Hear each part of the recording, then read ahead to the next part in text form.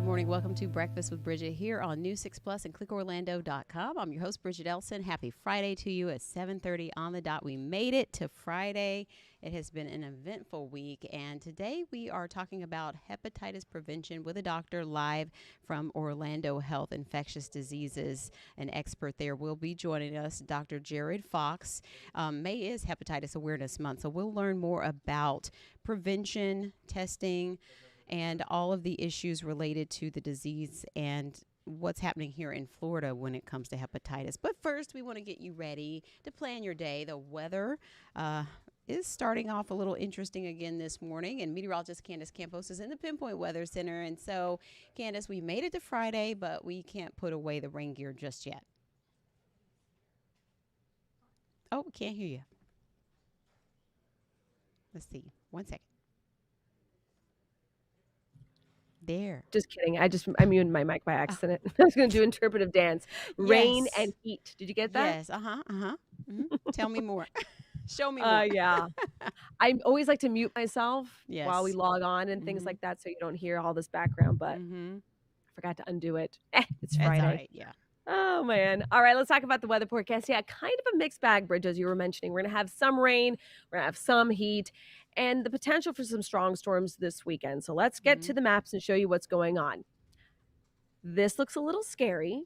I'm going to give you that. Now, the good news is it will continue to weaken as it progresses further east towards kind of the western counties, the Gulf Coast counties, and across northwestern areas of east central Florida. Now, this is what we call a little mesoscale complex. That's an MSC, which basically means it's not really tied to a line of a front or an area of low pressure. It's basically this kind of ball of energy that was able to produce it within itself enough energy to spark up some of those really strong storms that we're picking up there in the Gulf of Mexico. So this is how that big ball of mess in the Gulf is going to be impacting us. If you're going to be around or you're living in and around areas of the Villages, Leesburg, Marion County into Ocala, far north into Gainesville, your rain chances will be slightly higher than your friends to the east and south. And that's because we're going to see some of that moisture, whatever is kind of left, will continue to sweep in and bring some scattered showers more like mid-morning. We're talking about like potentially around 10 in the morning across our northwestern zones. Areas where you see about a 20 to 30% chance of rain will have more of a shot of those kind of sea breeze driven storms. That energy, though, will kind of fuel the potential for a few more scattered storms compared to what we dealt with yesterday. So this is what your hour by hour forecast looks like. Rain chances, again, about 20% in Orlando, higher the further north you go. But if you're not seeing any rain, you're going to be seeing a whole lot of heat. Highs today will be back into the mid-90s, although it will be feeling close to that 100-degree mark. So again, that's kind of the wide view of that system that's going to continue to track towards the east. Now, both Friday and Saturday, rain chances favor more of those afternoon showers and thunderstorms. The real notable thing you want to remember will be your Sunday. We're going to still stay ahead of this front on Saturday, but come Sunday, late morning into the afternoon, that cold front will sweep through central Florida. Modeling has been holding on to a widespread chance of rain and storms with that. So this is how your Saturday shapes up. Saturday is a little dicey because some models are showing a little more energy coming from the Gulf, which could widen out the chance for rain. So I'm going to hold it about a 40 to 50% chance for your Saturday. But look how hot temperatures could get. We're up to about 96 degrees. We're still talking about a lot of humidity, so it will be feeling even hotter. Then comes Sunday. Notice those temperatures are nowhere near Saturday's highs, and that's because we're anticipating an earlier start to that rain ahead of that front. Your rain chances sit at about 70%. We can't rule out the chance of seeing a storm turning strong to marginally severe in the forecast on Sunday. As of now, we are not highlighted according to the Storm Prediction Center. I will let you know if that does change. But in the meantime, once that front clears come Sunday, temperatures will be able to kind of drop off a bit, a little closer to normal there come Monday, and at least through Wednesday with rain chances not too high. Beneficial rain, certainly, come Saturday and Sunday. We just don't want to add the severe weather level in there. So if we can just get some rain, it might fall on the weekend, but at the end of the day, we certainly need it. It's amazing, Bridgett, though, because just in the matter of the last week, my grass went from brown to super tall, super green. So we need it, and Yes. our grounds are ready to take it all in. It's very dry out there. And in about 30 minutes or so, oh no, today is Friday. So yesterday we had the updated drought monitor. So I got to check on that and see how we're doing after this week's rain and storms, especially in Brevard County. So Yes. keep the rain gear handy. Pinpoint weather app is always the best tool if you're going to be, out and about like we all are on the weekends. You can enable your notifications, or if you're, on the beach and there's a cloud that looks a little ominous, which if you're at the beach, eyes to the west. You always say you never turn your back on the ocean, but if you got to do a quick glance to make sure that the rain and the storms are not coming in. But it's nice to have the Pinpoint weather app. You can actually open it up and then see if that cloud is actually producing any rain or storms. You can be your mini meteorologist now. We'll be there to help you out as well. We always send up those updates as well throughout the weekend too. Yes. So it's a two-pronged effort there, but it does help, especially on It the really go. does, especially this time of the year. Yes, because it's like you can't just cancel everything. You just got to keep going. So yeah, you gotta, as we like to tell our kids, you got to adapt and overcome. That's true. And we need the rain. So thank you, Candace. Exactly. You're welcome. Have a great weekend. You too. Enjoy. And we want to check in with Trooper Steve to see how the traffic is looking. He's just right over Candace's shoulder there. And what are you up to today?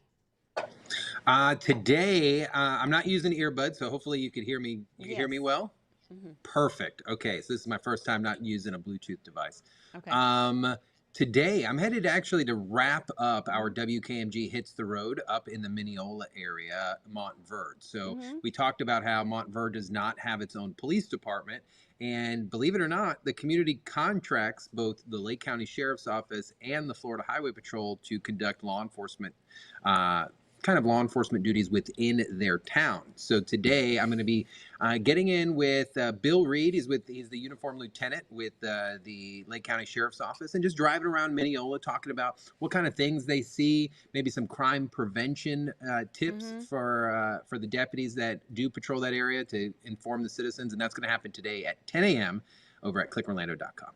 All right, cool. And what's happening with the traffic right now? I'm watching a weird crash that's going on in Groveland right now. It's off of State Road 50, and it's right there off of Gadsden Street in the city of Groveland. This is causing some major east and westbound problems. I did have a viewer send me in some photos. The scene is quite large, and the cars are rather damaged. So listen, if you're out in the Mascot area, you need to come out in this direction. Please try to avoid this as much as possible, just because it doesn't seem like it's going anywhere. It's been there for about 2 hours already. But we come out here to Seminole County, starting to see those delays westbound. But on Fridays, it's the best. They're not as bad as our normal weekdays. So westbound I-4 right now at Lake Mary, looking really good. We are not bumper to bumper like we normally are, but we take a zoom out so we can see the east side. Bridgett, we're looking good. University Park, nice and smooth. 408 Azalea, also clear. 417 if you're on there, flowing nicely. Now we are seeing our normal routine slowdowns out by the attractions, giving us our drive times right now. So opposite direction, westbound, John Young, all the way and leaving our area, 27 minutes. So your other drive time sitting in the green as well.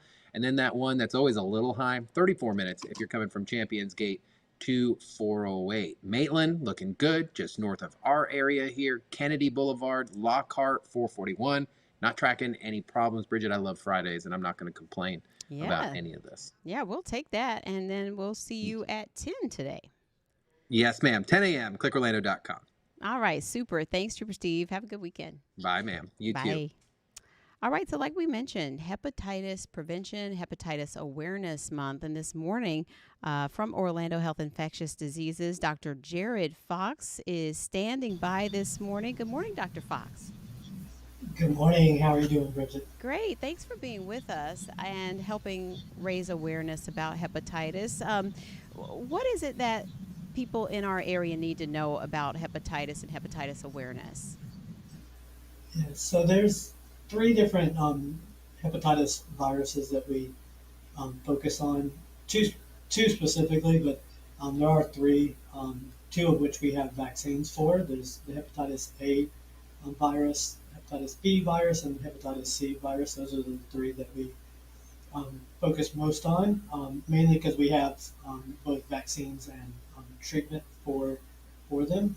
For hepatitis A, usually our international travelers probably the most affected by that, and then within the U.S., probably the men who have sex with men are probably the next biggest the, person affected by it.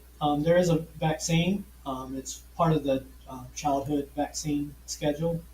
So most of our kids are vaccinated for it. So usually when we see large upticks in the U.S., it's usually because of some sort of outbreak. It's spread mainly through contaminated food and water, but there are um, other ways to get it, but that's the most common way. Hepatitis B um, is mainly through the spread through blood and body fluid contact, um, and there is a vaccine available for it. It's recommended as part of the childhood vaccines as well, mainly because kids are the most likely to develop chronic disease if they're infected, and so we try to get them vaccinated early. And then hepatitis C, there's no vaccine for hepatitis C, but there is effective treatment now.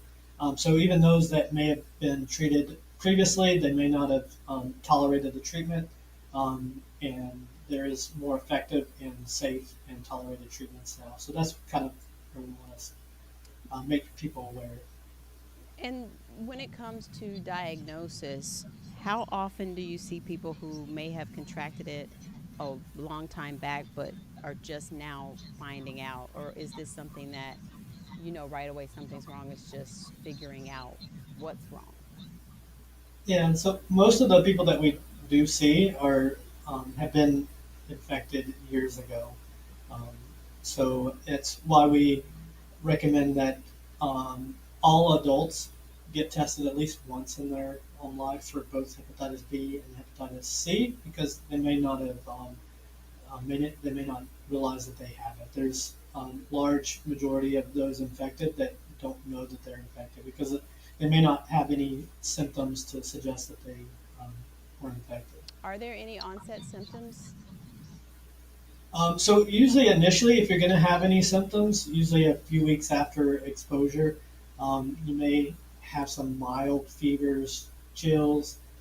If you are going to get acutely ill with it, you may develop some jaundice. You may notice some yellowing of your skin or your eyes, some abdominal pain. But for the vast majority of people that are infected, they may not notice any sort of symptoms, and they may just think that it was a some sort of other viral infection. And long Especially this term time of year. untreated, if you go untreated long term, this is major damage to your organs. Yeah, so for hepatitis B and hepatitis C, there's a chronic phase of the illness, um, and especially for hepatitis C, a large majority of those infected will develop chronic liver disease if they don't get treated. So that's why we want them to get tested and then get treatment because the treatment's effective in preventing you going on to developing cirrhosis and even cancer.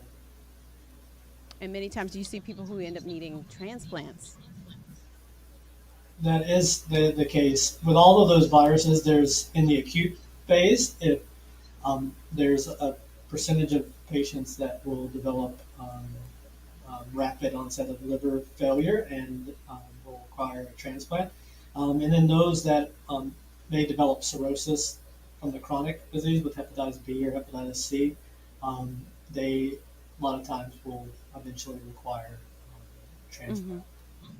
And so you talked about the vaccines in childhood, but at which point did those become childhood vaccines? And so at what age group could maybe still look at getting vaccinated if they didn't get the Yeah, vaccine? so it's just within the last decade or so that the hepatitis A and B have been a part of the childhood vaccine. So I think 1995 was for the hepatitis A when it became part of the routine vaccine. So some of those that are reaching in their 50s, 60s, are probably in that age where they may not have gotten vaccinated unless they were going on some sort of trip where they got vaccinated because of that. So um, if you are unsure, talk with your doctor, and um, they can test you for immunity to the viruses, and if you're not immune, get you vaccinated. Okay, so you could still get the vaccine later in life if you're in that age range. Yes. And so when it comes to Florida in general, do we see any spikes in any of the types of hepatitis, or, are there any recent concerns with our rates in comparison to other states? I think in general across the U.S., I think the 2022 was probably the first year that we had any sort of decrease in any of the hepatitis B or hepatitis C. I know in Florida in 2019 we had a uptick in the hepatitis A, part of some local outbreaks across the state. It was across the U.S. as well. There were pockets of outbreaks of hepatitis A, so we do get those. Sometimes there's some local food places. If someone's infected with hepatitis A and they aren't doing good hand hygiene at a local restaurant, they may unknowingly infect other individuals. So we may have some outbreaks, but for the most part, hepatitis A, because of the vaccinations that we do as childhood, we don't see a lot of those cases other than certain outbreaks. The others, we just don't. There's a lot of people that don't know, so I think that's the main Mm-hmm. takeaway is that we want people to get tested so that they know that they have it, and we can offer them treatment for them. Okay, and so are you recommending people add that into their body of tests for, say, an annual, or who do you recommend get tested regularly, or get tested if they don't know if they've ever been tested? Yeah, so if you don't know if you've ever been tested, at least get tested once. Certain individuals that may be at higher risk, usually with every pregnancy, you're going to get tested for hepatitis B and hepatitis C, and then on a regular basis, if you have ongoing exposures, if you're someone that is using injection drugs, those individuals may want to get tested more frequently. But it's something to talk with your doctor about. If you're unsure, just bring it up. They can let you know your risk and if you need regular testing or just a one-time testing. So it's just something to be aware of, talk to your doctor about, and they can offer you guidance Mm-hmm. individualized to your particular case. All right, that's great. And you did talk about some promising treatments with C because there are vaccines for A and B. What are those treatments for C, and what's changed in Yeah, those so treatments?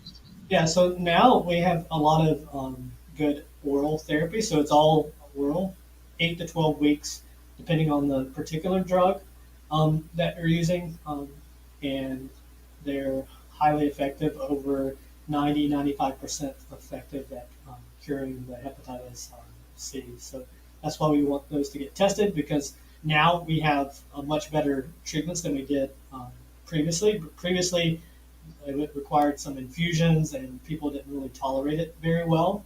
Mm-hmm. But now that we have the newer agents that are all pill based, well tolerated, and very effective at curing your hepatitis C.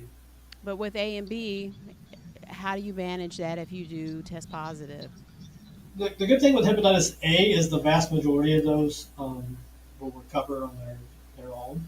Um, we the vaccine is highly effective, so that's the best way you can prevent it. It's better to prevent it because there's no treatment for hepatitis A specifically. It's just going to be supportive care, and if you do develop in the acute phase, if you develop um, liver failure, then transplant.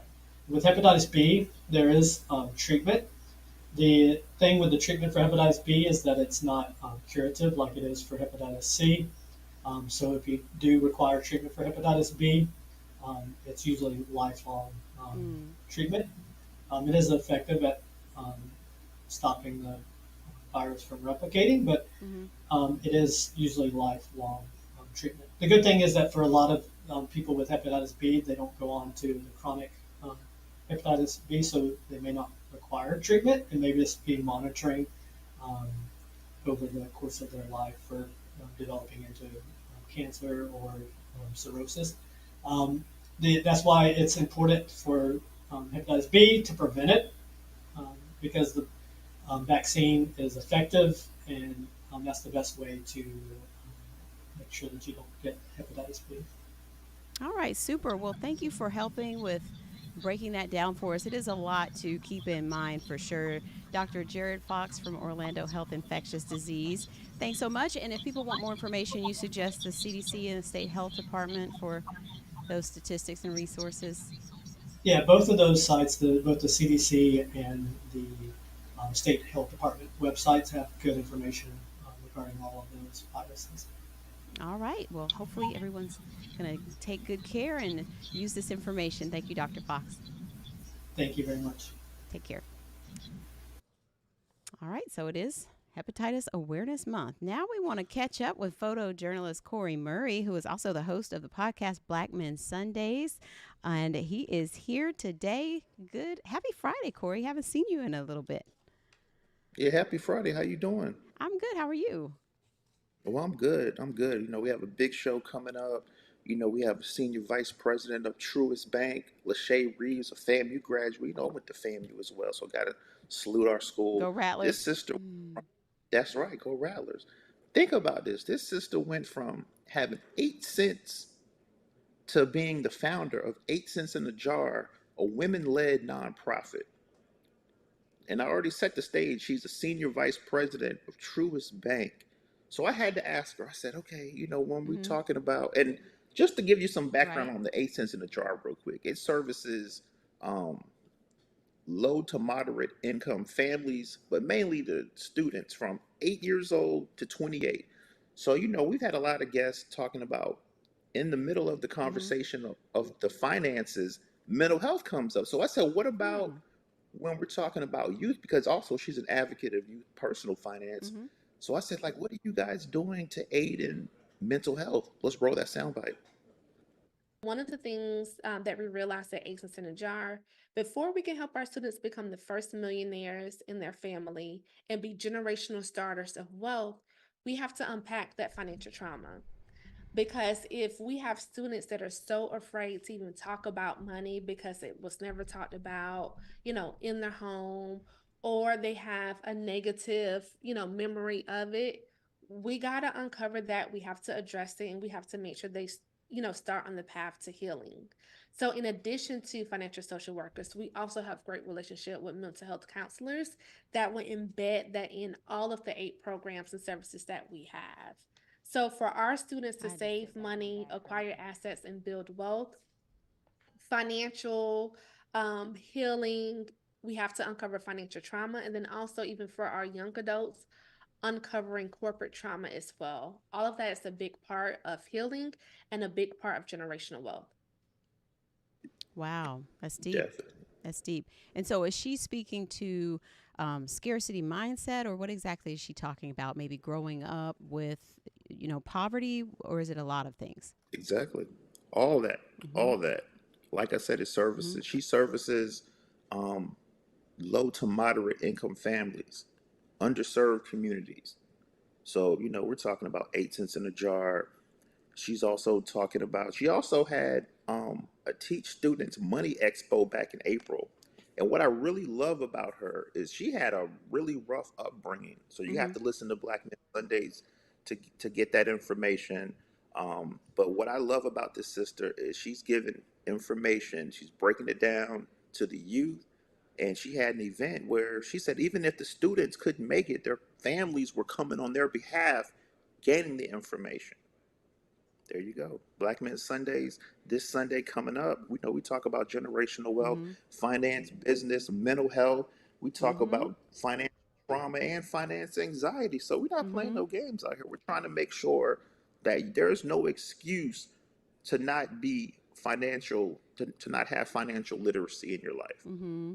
Yes, and I like the multiple prongs, Corey, as always, because you talk about generational wealth and not just from the retirement standpoint for the young professionals out there who are trying to figure that whole thing out, but instilling good values in children about money and about finances and work ethic and being an entrepreneur. So there's just a whole lot to cover. So every week you have a new episode. That's right. Every week we have a new episode, drops at midnight, all podcast platforms, New 6 Plus, YouTube as well. And, we also talked about, because I also asked her, well, at Mhm. what age can we start talking to our kids Mhm. about financial literacy? So you're going to have to Right. tune in to get that information. But, I mean, this is an action packed show. And, Black Men Sundays, it's called Black Men Sundays, but a lot of women listen to this show. Yeah. And let me tell you, she has a story to tell. I believe I it. I mean, she went believe it. 8 cents in a jar to a senior vice president at Truist Bank. Come on now, what we talking Yeah, about? so Let's it's get it. 8 cents in a jar. She made several dollars out of 8 cents, sounds like. So Yeah. well, you know what, Corey, I'll have to talk to you later because my 6-year-old approached me with a business deal to pay him for Okay. chores already. So I need to Okay. Well, talk. I need to talk about that and see what you have in your archives. yeah. Well, come on, Black Men Studies. We can have Okay. that conversation. All right, Corey. Well, I'll see you then. Happy Friday. Happy Friday. All right. Take care. Okay, so that will do it for us on this finally Friday. And weather-wise with meteorologist Jonathan Kekis is straight ahead right here on News 6 Plus, followed by Trooper Steve on patrol. I'll see you at noon for News 6 at noon. Take care.